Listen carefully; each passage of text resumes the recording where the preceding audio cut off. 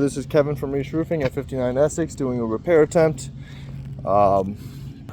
Granted, after the second inspection, where they identified these creases that were missed the first time. Another thing to note is that this whole section was blown off. There was huge storms coming, so the homeowner hired a separate company to come tarp the roof to protect it from any further damage. All these nail holes from these penetrations will now also need to be repaired as well. The homeowner was following his policy to mitigate any further damage. Therefore, he was following everything he was supposed to do. We will be doing a repair attempt on this shingle. As you can see, there is no damage above the shingle. Also, another thing to note is that there is 2 layers. But let us do this repair attempt. Another thing to notice is that current 3-tab has an exposure of 5 inches, whereas these shingles have an exposure of 4.5. So right off the bat, the shingles will not be the right size to do any sort of repair. Let me set this camera up.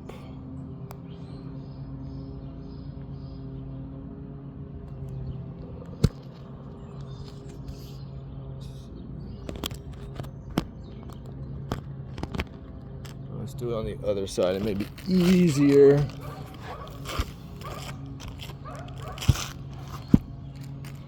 Let's see. How is that? Is that good? I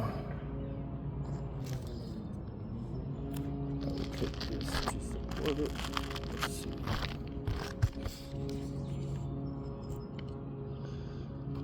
So we are doing